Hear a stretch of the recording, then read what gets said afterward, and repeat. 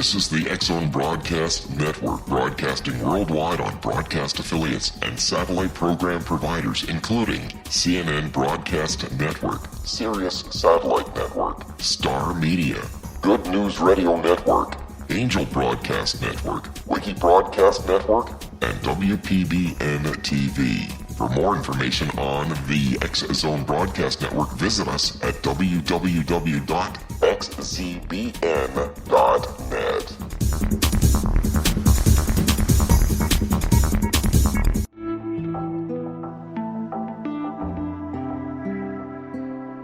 Take a step back in time and discover old Florida cuisine at Marsh Landing Restaurant in Fellsmere.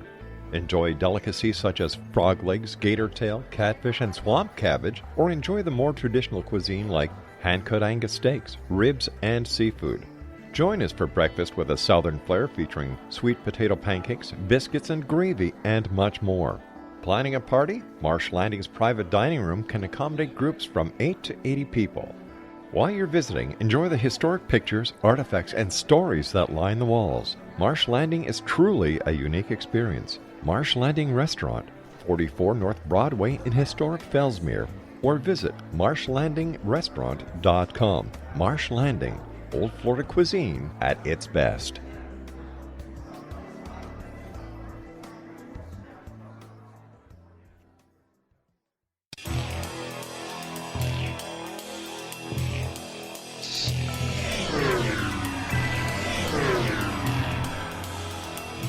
This is A Different Perspective with Kevin Randle. A retired U.S. Lieutenant Colonel, Kevin Randle has been studying UFOs for nearly 50 years. Kevin has investigated some of the most famous UFO cases in the world and has been consulted for dozens of documentaries about UFOs. Considered one of the leading experts into the Roswell UFO crash of 1947, Kevin has written more than 25 books about UFOs, including the recently published Roswell in the 21st Century. Now, here is the host of A Different Perspective, Kevin Randle.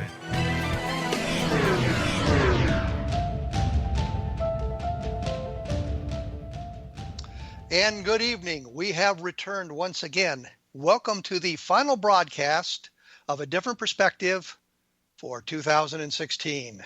Next time will be in 2017, I hope. My guest today is Noe Torres, who has a master's degree from the University of Texas at Austin. He has written 5 books, which I assume is going to be updated here in a moment, and a motion picture screenplay. Along with Ruben Uriarte, he has written 2 UFO books, Mexico's Roswell, the Chihuahua UFO Crash. I kind of laugh at Chihuahua because I remember Les Nessman from the old WKRP calling it Chihuahua. So anyhow, it is the Mexico Roswell, the Chihuahua UFO crash, and the other Roswell UFO crash on the Texas-Mexico border. He has appeared in television documentaries and on various radio programs. He is a regular speaker at the Roswell UFO Museum's annual festival held each July, as well as other UFO-related conferences and events around the country. He has hosted the Edinburg, Texas Out of This World UFO Conference for the last several years. So welcome, Noe Torres, to A Different Perspective. Kevin, thank you so much for having me on your show today. I'm very, very excited to be on with you. As we've worked on our UFO books over the past 10 years, Ruben and I have drawn a lot of inspiration and a lot of material from the UFO books that you have published has helped us immensely. Although our books have been mostly focused on events that have happened along the Texas-Mexico border and in Mexico itself, there's been a lot of material that where you and Ruben and I have covered the same areas. So it's I'm very appreciative for all the work that you have done, and thank you for inviting me on today. Well, you're most welcome, and I appreciate the kind words. I said that you had written 2 UFO books. I assume that has now been updated. How many UFO books have you in fact written? Well, we have authored or co-authored a total of 12 UFO-related books so far. Some of those we've worked with other authors. Ruben and I recently collaborated with 2 brilliant gentlemen from Mexico City, UFO researchers there, on a book called UFOs Over Mexico. And basically, it's a history of major UFO cases in Mexico, in the country of Mexico, since the 1800s to the present. So this is the type of work that we're doing, because a lot of the cases that relate to the Southwest, the deep Southwest, and northern Mexico are not really well known in ufology. And so Ruben and I, given our interest in the history of Latin America, the history of Mexico, and the American Southwest, we have kind of taken it upon ourselves to look at how the topic of UFOs is treated in this area, and we find that it's refreshingly different in how people approach it than in the rest of the U.S. So we have really enjoyed ourselves. So you've been down into Mexico talking to the witnesses there, people in Mexico City and that sort of thing, not just kind of reading what they might have published, but you're down there actually physically talking to the people. Oh, absolutely. And Ruben has traveled in Mexico a lot more than I have. He is the liaison for MUFON for Mexico and has been for over 10 years. So we all keep in close contact, Ruben more so than me, with the boots on the ground UFO researchers throughout the country of Mexico. They're constantly sending him data and information, and he passes it along to me. In our writing relationship, I'm more of the writer and researcher, and Ruben is more of the UFO guy, just to clarify. However, over the past 10 years that we've had this partnership going, it's been amazing to me, and I've learned a lot more about the topic of UFOs than I knew before I started working with Ruben. So it has been an exciting 10 years. Well, let's do this. Let's take a break here, because we're coming up against our break times, obviously. And when we come back, we'll talk a little bit more about what you've all done with that. Your website is www.roswellbooks.com. So for those of you who want to learn a little bit more about the books they've done, you can take a look there. And I usually have something on my blog at www.kevinrandle.blogspot.com to fill in some of the holes or gaps in the knowledge. So we will be right back after this, so please stick around.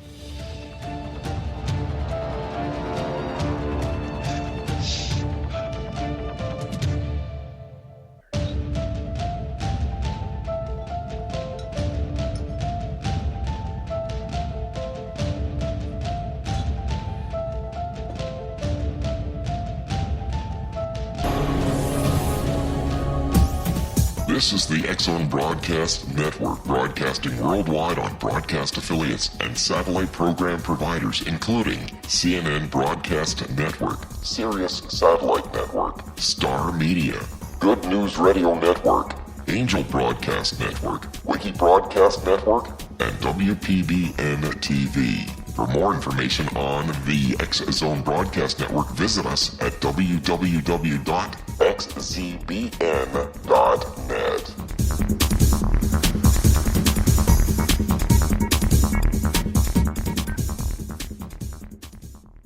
How would you like to be able to read other people's minds? Well, the next best thing is here. When you know how to read a person's name, you know how the person thinks, feels, and behaves.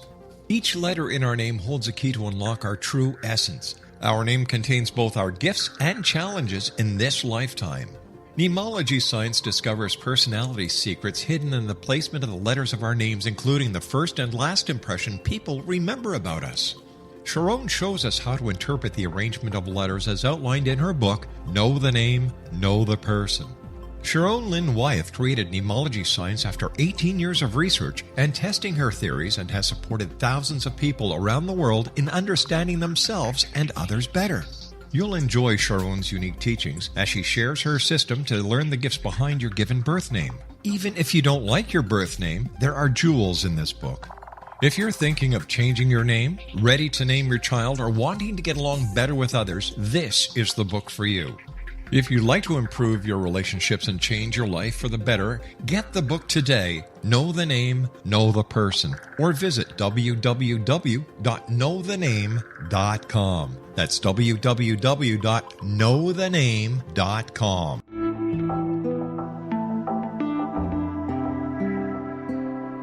Take a step back in time and discover old Florida cuisine at Marsh Landing Restaurant in Fellsmere, Florida.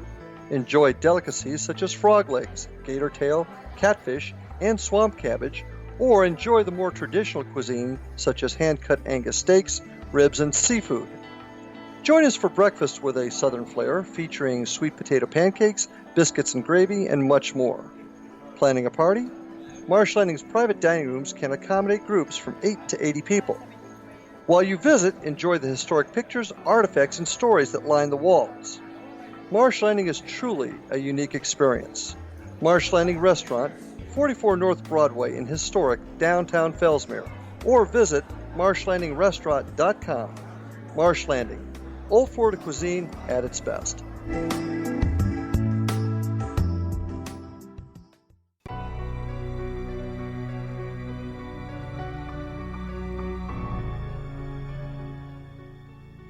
And we are back with Noe Torres, who is a Texan, I might say, who's responsible largely for the Edinburg, Texas Out of This World UFO Conference that's held every year and have some fabulous guests down there. He is also a publisher at www.roswellbooks.com. So they've done a number of books that deal with UFOs that you can pick up through his website. And when we went away, I was interested in some of the things that he'd been saying. Obviously, he had been into Mexico with Ruben Uriarte, learning more about the Mexico UFO sightings. And one of the books that they published was Mexico's Roswell, the Chihuahua UFO Crash. So I was going to ask him a little bit about that. So given all of that introduction there, Noe, can you tell us a little bit about the Chihuahua UFO Crash? Well, this was the first case, Kevin, that I became interested in that related to a UFO incident that supposedly occurred along the Texas-Mexico border. Now, what's interesting is I didn't know Ruben at the time at all, and I was writing a book about South Texas UFO cases. Well, let me just back up. It was a chapter in a book. The book had to do with South Texas legends and folk tales, which I had written a couple of books about the history of South Texas, being a native South Texan from the Rio Grande Valley area, down near Brownsville, McAllen, South Padre Island area, just to give a geographical point of reference there. So I live in a town called Edinburg, not far from Brownsville. And I had been, for some years, I had been having this concept of putting together a collection of stories, tales, legends from this area. And one of the chapters in my book had to do with UFO cases. So I was doing research both in local libraries and on the internet at that time. And I ran across an interesting story that supposedly a UFO had collided with a small airplane out of the El Paso International Airport in August 1974. The collision had occurred supposedly right across the Rio Grande River from a small Texas town known as Presidio. And after the crash, the UFO had fallen down to the desert below. That's the Chihuahua Desert. And recovery teams from both the U.S. and Mexico went after the wreckage. Interestingly, as the story develops, just to give you a very brief synopsis, and I'm sure some of your listeners have probably heard this, but the Mexicans arrived first. They were unprepared. They did not have the appropriate gear or experience to deal with what they found at the scene. And it ended up that the entire team of, Ruben and I estimate, between 24 and 32 Mexican soldiers all died from exposure to something at the crash site. We're not certain what. And shortly after that, the U.S. team arrived. Of course, they had the biohazard gear. They had all the proper equipment. It was a team that had been hastily assembled at an Army base located in El Paso. and choppered into that location. Well, let me interrupt you right here sorry. because I have a question. You say that they arrived in the proper biohazard gear and that sort of thing. Yes. Was there some kind of communication between the Mexican government, the Mexican authorities, and the U.S. military, which I think it's Fort Bliss there in El Paso? Was there some kind of communication between them so that the American contingent would know what kind of gear they needed?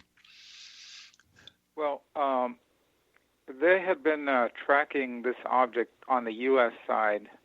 It first appeared over the Gulf of Mexico, east of Corpus Christi, and it had been. It followed basically the curvature of the state of Texas, remaining out in open waters until it got down south around Brownsville, Texas, which is right at the tip of the state of Texas. Brownsville adjoins Matamoros, Mexico, which is the northeasternmost tip of the country of Mexico. And right there at the mouth of the Rio Grande River, that's where the Rio Grande River, which begins up in the mountains of Colorado and empties into the Gulf of Mexico, right there where Brownsville, Texas, and Matamoros, Mexico meet. So right there, just south of there, is where the UFO is reported to have come inland into northern Mexico and then streaked across, going at a tremendous speed, reported somewhere between 2,000 and 2,500 miles per hour, and eventually was reported to have crashed. Now, while it was zigging and zagging and changing altitude several times and going, headed toward West Texas, northern Mexico, West Texas area, there was supposedly tracking being done by the U.S. and the appropriate team, crash retrieval team had been readied and was brought in. Fort Bliss was used as a staging area so that after the crash happened the next morning, the crash happened at about 10 p.m. Texas time, Central Time, and the next morning is when the team left Fort Bliss, having assembled overnight. Various operators from various locations in the U.S. had been brought together there at Fort Bliss, the story goes, and by helicopter convoy were brought down into Mexico, which, by the way, Ruben and I have walked that area where this crash supposedly happened, and you can actually look. You can't see the Rio Grande River because it's on the other side of some of a mountain range that fronts the river there, but it's we would have to say within 15 miles if you were able to drive over that range and down to the edge of the river. So we're talking about a very, very close to the U.S. where the crash location was. So the Mexican authorities got there first. Did they wait overnight, or did they move immediately once things were down? They moved immediately. So they would have gotten there in the dark. Let me back up a little bit. The Mexicans arrived, and I want to correct myself on that, and it was good of you to have noticed that. The Mexicans arrived the next morning, and the U.S. didn't arrive until the afternoon of the next day. The Mexicans attempted to move it in the morning, right after daylight. They sent a spotter plane first, located the wreckage, and then troops out of the Army base in Ojinaga, Mexico. Ojinaga is a town that is directly across the international bridge from Presidio, Texas, and Ruben and I have been down there on multiple occasions. So there was a convoy of vehicles, including a cargo truck trailer, that went out into the desert after the wreckage had been located, and supposedly, the story goes, that the Mexicans thought that they were just looking for a downed aircraft, the small plane that had taken off from El Paso the night before and crashed in the desert. But when they got to the crash site, they found the wreckage of the plane, but then a short distance away, they found a nearly intact silver disc lying in the desert. So then they received instructions to go ahead and pick that up, and we have. Did they get inside of it? Were there any evidences of alien creatures around it at all? Was it just? There was no evidence. Based on the information we found, there was no evidence of any beings at the crash location, but we're not certain if there may have been beings inside the craft after it was recovered by the U.S. and brought back, by the U.S. team and brought back into the U.S. So the Mexican soldiers or the Mexican team didn't attempt to open it then?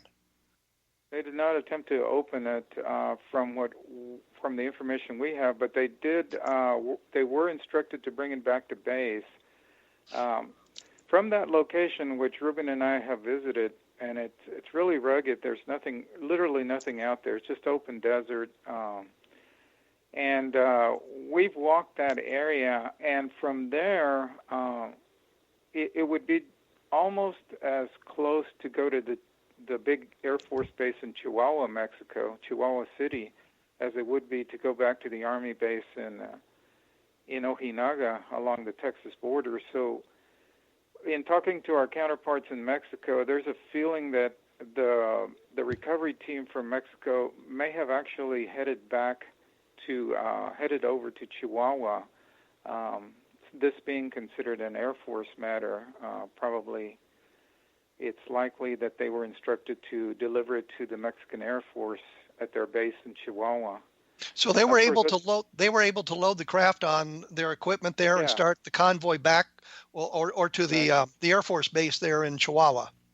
We estimate that they, within perhaps an hour after they headed back toward their base, whichever of the two bases they were instructed to go to, within an hour is when the soldiers started feeling ill and started succumbing to whatever it was that eventually killed all of them.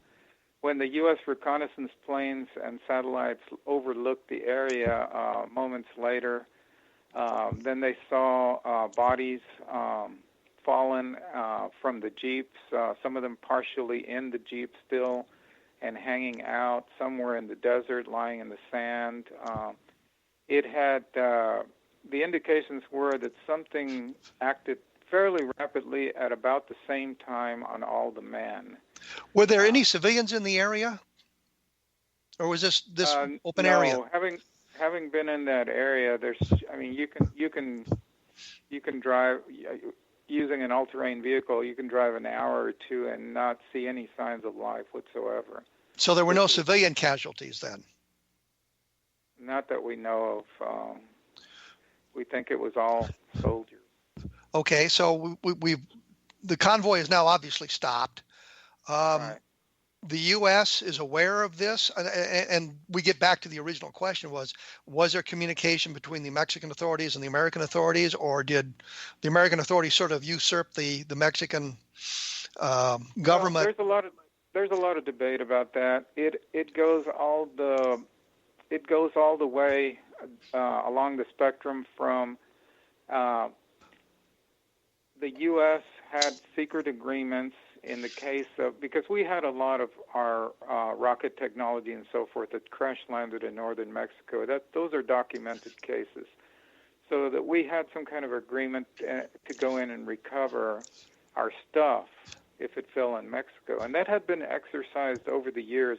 Ruben and I found many instances of that where the U.S. was allowed to go in and recover their stuff, their hardware, which was coming out of Los Alamos and various other places, test firing of rockets and experimental aircraft and so forth that crashed in Mexico.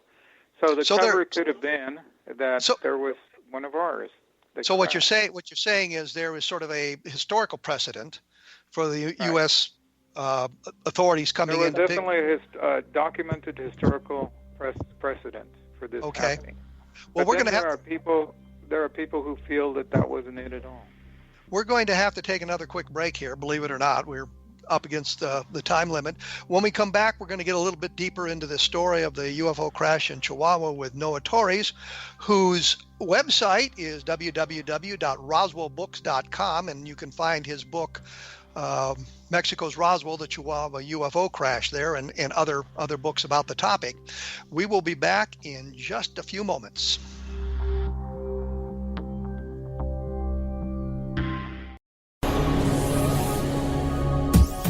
This is the X-Zone Broadcast Network, broadcasting worldwide on broadcast affiliates and satellite program providers, including CNN Broadcast Network, Sirius Satellite Network, Star Media, Good News Radio Network, Angel Broadcast Network, Wiki Broadcast Network, and WPBN TV. For more information on the X-Zone Broadcast Network, visit us at www.xzbn.net.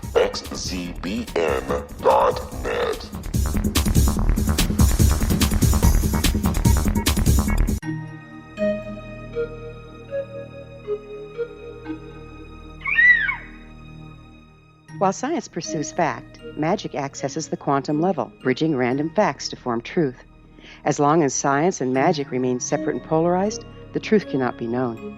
I'm Gwilda Wiyaka. Join me on the Science of Magic radio program, dedicated to unification and evolution of consciousness.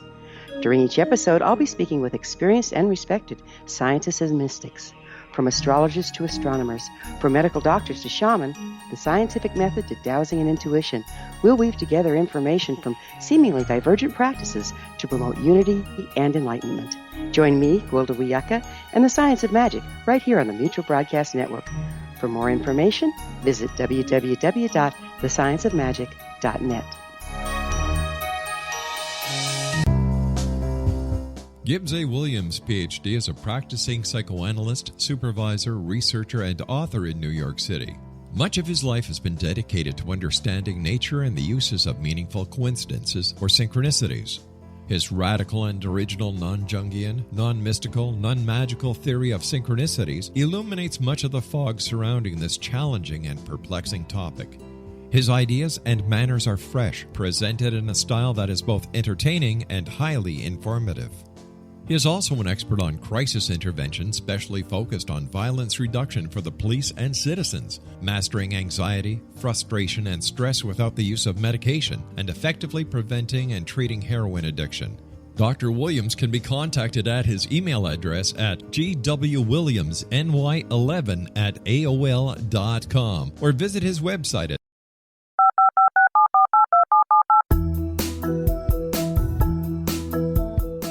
Did you know that when you're on the road with limited data or Wi-Fi, you can still listen to the X-Zone Radio Show with Rob McConnell, The Science of Magic with Gwilda Wiyaka, X-1, Dimension X, Space Patrol, and every minute of the X-Zone Broadcast Network by calling 213-401-0080, courtesy of Audio Now. No smartphone, app, or internet needed. It saves your data plan, and it's free if you have unlimited minutes. Call 213-401-0080 to listen on any phone, anytime, anywhere. Remember 213-401-0080 for the best of the paranormal, parapsychology, and sci-fi radio programming anywhere, 24/7, 365. Afterlife expert Roberta Grimes was the first one to say that dying can be fun. Now her best-selling book, The Fun of Dying, is available in stores worldwide. So if you wonder whether death ends life, how it feels to die, or what heaven might be like, The Fun of Dying was written for you. And if you have always been afraid of death, or if you worry that your life has no meaning, let The Fun of Dying ease your fears and bring new meaning to your life. Nothing said in The Fun of Dying is based on the teachings of any religion. Instead, Roberta draws on evidence to explain how death happens, how it feels, and what comes next. A lot of the best death-related evidence was produced in the first half of the 20th century. When it is put together with recent discoveries, it tells a consistent and amazing story. Roberta Grimes blogs and answers questions at robertagrimes.com.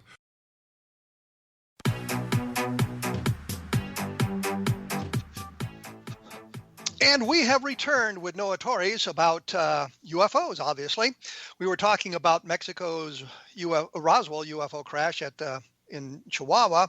And when we left, we had the Mexican soldiers having succumbed to something, I guess, associated with the UFO, and the United States using a precedent that had been established. And I know of at least one case where the rocket off of White Sands missile range fell in Mexico. So, it's not unprecedented. So using that precedent, I guess, they moved into onto the crash site and recovered the craft and maybe the Mexican soldiers. I don't know. And we'll find out just momentarily here. So, Noe, did they recover the craft, and did they pick up the bodies of the Mexican soldiers? The U.S. Team, which was reportedly a team of CIA operatives, came in fully prepared with, as I previously mentioned, the correct biohazard gear and the correct equipment. They had been, the members of the team had obviously been on similar recovery efforts elsewhere. We were told by Elaine Douglas, who helped us tremendously with the book, that there is a team that is always at the ready for events like this. And she strongly believed that it was this team that was brought together, assembled hastily at Fort Bliss, and then helicoptered down into Chihuahua, which is very close, by the way, to the Fort Bliss area. It's just a short helicopter ride from there. And we have witnesses on both sides, on the U.S. and Mexico side, that saw those helicopters, by the way, August 1974. And that is not an area of Texas where there was a lot of helicopter traffic. Well, you've got Fort Bliss there, and it's what I think is the Biggs Army Airfield is right there at Fort Bliss, so they would have had helicopter operations. Yeah, but we're talking about 300 miles south of there, in the area of Presidio. There's no air traffic to speak of. So anyway, getting back to your question, so they went down there and recovered the craft. They redid the harness that the Mexican soldiers had put on it, and they hooked it up to the cargo helicopter that was hovering overhead, and they lifted it up. We think covered in a tarp, and so it was lifted up off the flatbed trailer. And the interesting and kind of bizarre twist to the story at that point is that supposedly the CIA team gathered together all of the debris, including the bodies of the Mexican soldiers, and set off a high explosive charge to basically obliterate the remaining evidence at the scene before all of the helicopters headed back across a very short distance there, 15, 20 miles back into Texas. And interestingly enough, there's a lot of land in that area of West Texas that belongs to the federal government, especially around McDonald Observatory, one of the most renowned astronomical observatories in the United States. So it was there, the story goes, that the helicopter convoy landed and spent the night, because this was getting close to nighttime, 24 hours after the initial crash of the UFO and the small plane. And so they spent the night on this federal preserve, this federal land in the area of the McDonald Observatory before they headed on to rendezvous with a convoy of trucks in the Midland, Texas area, but not quite to Midland. It's just an intersection of two large highways there, state highways in Texas. And supposedly they transferred the UFO onto the truck convoy, and then the truck convoy took it the rest of the distance, we believe, to the Centers for Disease Control in Atlanta, which in 1974 was, by the way, the world's most advanced facility for determining the cause of biological contamination or any type of disease, organisms, or agents. Well, and this brings a couple of questions to mind, and one of them is they don't know, or did they know, what had killed the Mexican soldiers?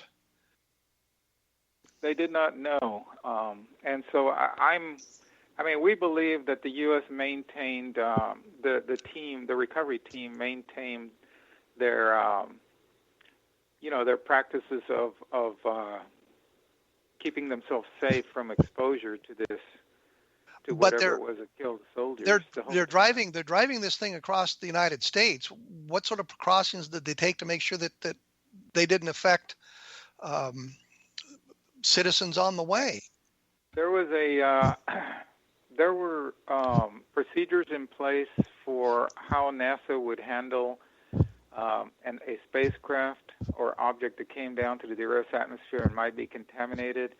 And we think some of these materials may have been used to cover the object and to protect it from leaking anything out into the surrounding atmosphere. All of this is speculation because we have nothing in the documentation, the information that we got that spells out exactly what techniques were used to transport it, other than it was transported in a convoy of military vehicles, all the way from West Texas to Atlanta, Georgia. We've traced possible routes. Well, let's go talk about the documentation because you brought that up. Right. You say there's no documentation for the transport from the observatory to Atlanta, but you have documentation on other aspects of this because you said there was implied there was some documentation. Well, we're based. Most of the story is based on a document called the Deneb Report. That's DENEB. Deneb actually refers to a star in the sky. At night, one of the most observable from Earth with the naked eye. And it's interesting if you trace back the whole history of Deneb and its place in literature and folklore over the years, but that's a whole nother direction. But what it is according to Elaine Douglas, who did a lot of research into this before she passed away, and we are very thankful to have her as an active contributor to our book. She wrote a chapter in the book, by the way. Elaine Douglas was a veteran UFO researcher who had been involved in UFO research since I think the early 60s, and she had been involved in Project Cause and a number of other attempts to get the U.S. government to reveal more information that it has stored away about past UFO incidents. And Elaine Douglas felt that the Deneb Report, which this story is based on, was basically a group of government insiders who worked in the intelligence services and who frequently, because of the nature of their work, they did not have any tangible documents or they didn't have any evidence in hand that they could show anyone. They were not allowed to leave the facilities in which they worked with anything physical on their person or anything even, digital form or anything. So they would reassemble it just from their memories later, and they would put together what they had seen, what had crossed their desk. They would, this group would meet in secret and would share data about various UFO and other paranormal type events that the military and the government was involved. Well, is this Deneb Report, is that a physical document or is it sort of an oral tradition? It's a physical document. Yeah, it's a physical document. It was sent to Elaine Douglas and a number of other major UFO researchers in the mid-'70s. Leonard Stringfield received a copy. He and Elaine worked on it, and it appears in one of Leonard Stringfield's reports. His status reports. I think they were called status reports. 77, 78 time frame. He was very interested in this case, and it certainly registered on his radar screen. And so Ruben and I were extremely intrigued. For me, it started because it happened so close to where I live, and but as it went on and we started talking to people in Mexico, we found witnesses on both sides of the border that said something really unusual was going on in that area in August 1974. We talked to a young man who, or a gentleman who was a young man at Fort Bliss in August 1974 and saw a lot of really strange activity going on at the base. And just, I guess you could say, Kevin, that it's a lot of little circumstantial bits and pieces that all seem to point to an element of truth in the Denham report. And, even though as a whole, probably people from the outside looking in would say you don't have really a lot of tangible evidence there, but it's an intriguing story. Well, let's chase the documentation a little bit further, because if a small plane took off from El Paso and crashed in Mexico, did you search for documentation about that aircraft accident?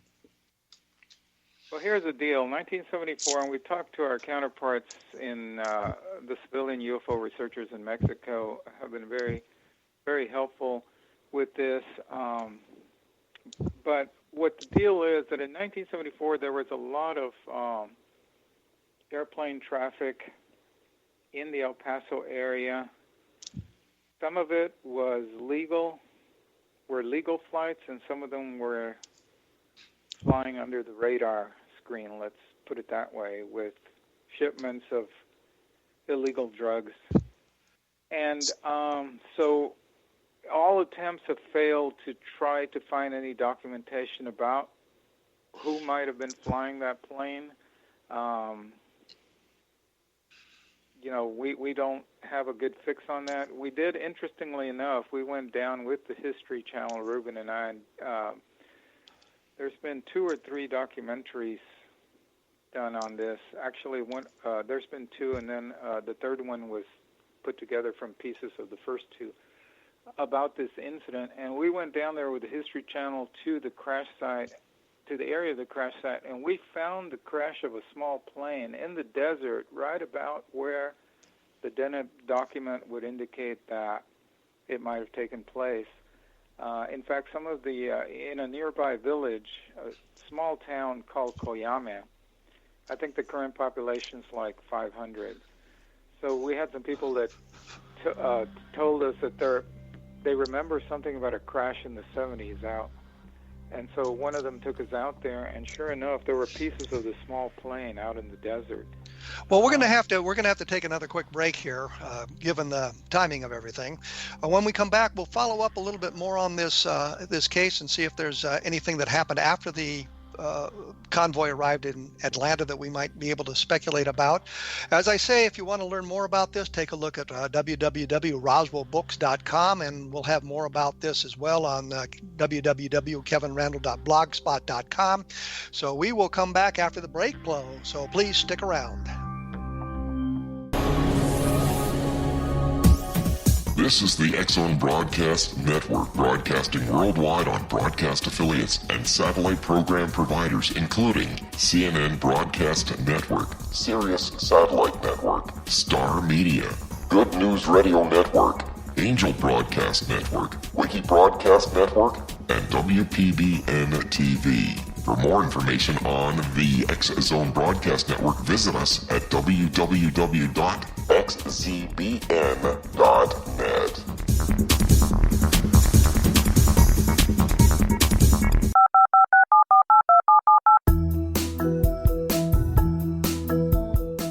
Did you know that when you're on the road with limited data or Wi-Fi, you can still listen to the X-Zone Radio Show with Rob McConnell, The Science of Magic with Gwilda Wiyaka, X-1, Dimension X, Space Patrol, and every minute of the X-Zone Broadcast Network by calling 213-401-0080, courtesy of Audio Now. No smartphone, app, or internet needed. It saves your data plan and it's free if you have unlimited minutes.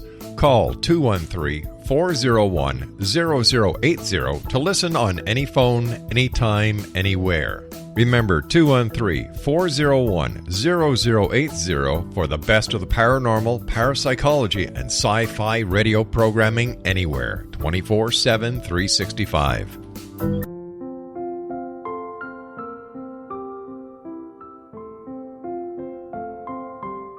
I am Dr. Carl O'Helvey, founder, president of a new cancer foundation focusing on evidence-based physical, mental, and spiritual interventions, including natural cancer cures, prayer, meditation, affirmations, nutrition, and other related holistic cancer prevention and cure modalities.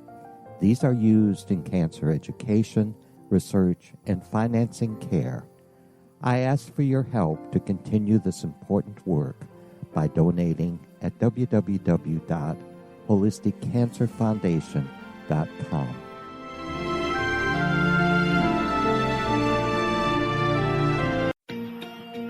Wouldn't you love to know the secret to everything?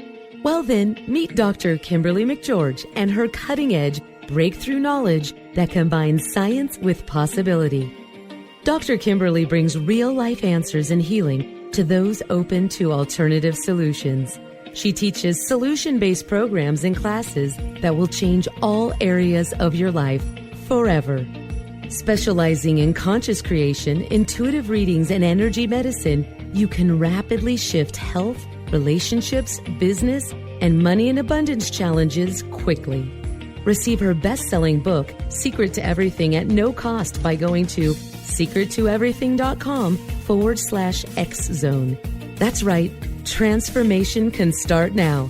Just go to secrettoeverything.com/X-Zone and receive Dr. Kimberly's book for free.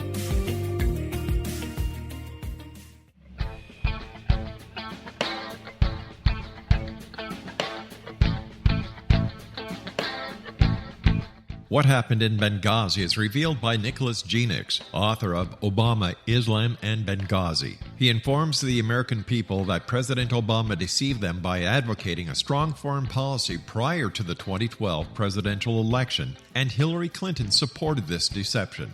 As the title infers, there is a connection between Obama, Islam, and Benghazi.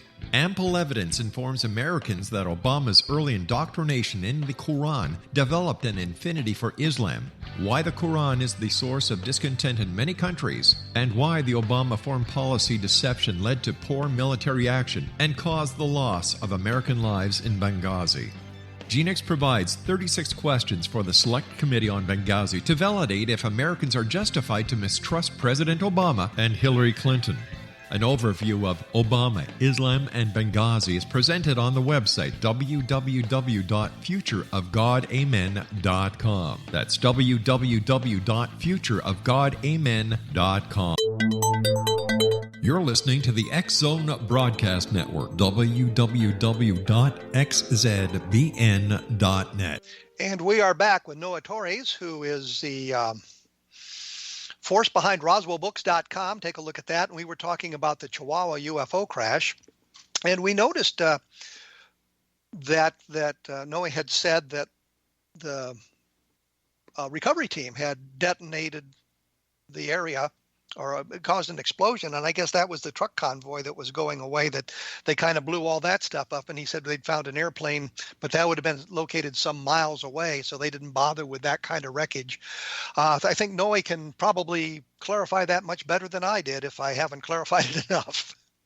Well, I think, Kevin, the basic thing that happened is, except for the crashed UFO, which the CIA operatives took with them, everything else, including the wreckage from the plane and the bodies of the Mexican soldiers and the vehicles that the Mexicans drove out there, was all brought together. The vehicles were circled around, tightly compacted, and all of that was blown up with high explosives, according to the story, obliterating all evidence of what had happened out there. But you found aircraft wreckage. Yeah, I mean, we found pieces of an aircraft. We don't know if it's the aircraft. But I should mention that all of them were very small pieces, and they were melted and fused, like in some cases with clumps of rocks and stuff. There was aluminum. The aluminum from the hull of the plane had literally been turned into liquid and then had reformed. There were rivers of aluminum along the desert floor there, and just small pieces. It was quite an intriguing find, at that time. But we have no way of knowing if this was the actual plane or this might have been an unrelated plane crash. It was just interesting that it happened in the area where the Deneb report would have suggested that this would have taken place. Okay, so we've got the evidence obliterated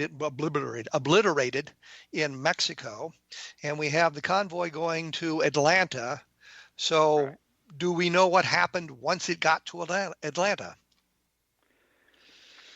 The only thing I can say is it disappeared into that vast nothingness where all UFO evidence seems to disappear, somewhere in the innards of top-secret government facilities. Somewhere. We have no idea. There's no mention of where it went after that. But, one interesting thing, Kevin, and this story, believe it or not, continues to this very day, because just recently we've been examining evidence that somebody posted on Wikipedia, of all places. I had written a very basic summary of the Koyama incident for Wikipedia, and it was on there for years. And then suddenly one day I was just messing around and I checked on the article on the Koyama crash, and somebody had filled in the names of several Mexican soldiers where I had just put that some Mexican soldiers were killed. They went in parentheses and they named specific names with serial numbers from the Mexican army into the Wikipedia article. And Ruben and I were amazed. And we were trying to find out. We went in through Wikipedia. They wouldn't tell us anything about who the contributor was for that information. We tried to find him ourselves. We couldn't. But what's really interesting is that Ruben's contacts in Mexico have confirmed two of the names that appeared on Wikipedia as having being in military service in August 1974 in the Chihuahua area, and they both were killed, although the cause of death was not given as due to their involvement in a UFO recovery, obviously, were killed in the same time frame. So that's something that we're still pursuing. The Mexican researchers are still looking up the other names that were given. Ruben and I have basically given up trying to find the guy who posted that information. We thought we had him for a while, and then he slipped away from us. He would never contact us. He refused to give us his real name. We offered to send him a copy of our book. He wouldn't take the bait, and so he slipped out of view and is gone. Somebody that had some information somehow refused to tell us how he got it. But that's the very latest that we have on this. But you don't know for certain that these soldiers were involved in the recovery operation, the attempted recovery operation. It's just extremely curious that they were in the Mexican Army in August 1974, and they both died at that time in the August 1974 time frame. So, as I mentioned earlier, it's just a bunch of little circumstantial bits and pieces that may or may not amount to anything when all is said and done. Well, let's talk a minute about the Deneb report, because we're about to run out of time here. You say Elaine Douglas had received this from a source that she knew. Has anybody been able to FOIA anything that would lead us back to that, or suggest that this is a document that was authentic? Can we find a government source for it? We cannot find an official government source, and Elaine's take on that was this is not information that the people who created would have traced back to them. She believes that they all worked in government, in the intelligence services, and they were just doing this on their own after hours holding meetings and exchanging information among themselves. They never meant for it to go public. She didn't spend a lot of time looking at the document. She told us she had seen other similar documents from similar. She called them informal think tanks, is what she called them. And there was a tendency for these informal think tanks to take on subjects such as UFOs and other unexplained or paranormal type events that the government had evidence on. Did she know who the source was? No, this came anonymously in the mail to not just Elaine, but many, many other major UFO researchers of that time period, the mid to late 70s. Leonard Stringfield, I mentioned, a number of others. Some people in the UK, some researchers in the UK received it as well. And the source for it was never ascertained, or who leaked it. Now, what's interesting is we've been able to do research on this. Ruben and I found that it simultaneously also started appearing on electronic bulletin board services. The BBSs were a precursor to the modern internet. It was a place where people could get together and chat and exchange information online, and could do it anonymously if they so wished. So it suddenly started appearing on BBSs throughout the world, this very same document. You can still find what the original posts on those BBSs looked like.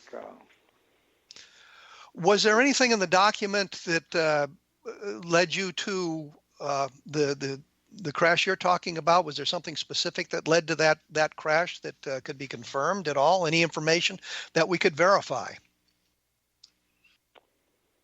You know, other than the people we've spoken to in northern Mexico and in West Texas that saw odd things happening, saw an explosion, heard about strange things happening in that very area where, frankly, this is desert country and not much happens there,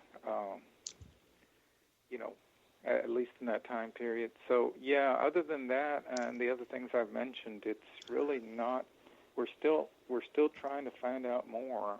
If we can find out more about the Mexican soldiers whose names suddenly appeared on Wikipedia, that might be a direction we could go with that. Well, that sounds like a clue that would be valuable to follow up to see if we could learn anything. And I say we, meaning you and Ruben and your friends in Mexico, the investigators in Mexico. If they could find out anything more about how they died, that might be a break in the case. That could lead us somewhere. We have some names of U.S. soldiers and their service record numbers also that we're going to also pursue. There were about 3 that were posted mysteriously on Wikipedia as well, and we haven't even tackled the U.S. soldiers' background. Yes, we've been busy with the Mexican side of it.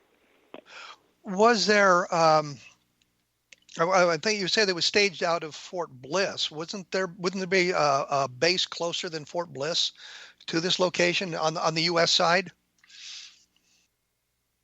Not really. There was an Air Force base in Del Rio, Texas, but it was a small base, mainly used for training. So really, one of the largest military bases in the world is there at Fort Bliss. In fact, part of it is in the state of New Mexico, part of it is in Texas. It's such a huge military compound. So that would be the big gorilla there. That would be the place. There's so many places on that base where you could carry out clandestine operations and nobody would ever know, and various runways located throughout. Well, I think we've kind of run the gambit here and got as much information as we can drag out of you on this case, including the Denham report, and your book, of course, Mexico's Roswell, which is the Chihuahua UFO Crash, which I assume is available at www.roswellbooks.com. I want to thank you. We have an update to the book, by the way, called the Cayama Incident. So it brings together the latest information. Okay. Mexico's Roswell was like the first version, and then the latest one is the Koyama incident. It talks about the latest developments, such as the Wikipedia information and so forth. So either one of those, both books cover the same ground. Okay, well, we're kind of running out of time here. So I want to thank you for coming on the program. And we will return next week with another episode of A Different Perspective, and take a look at www.kevinrandle.com. I'm sorry, at www.kevinrandle.blogspot.com, which will talk about this. And we will see you again in about 167 hours.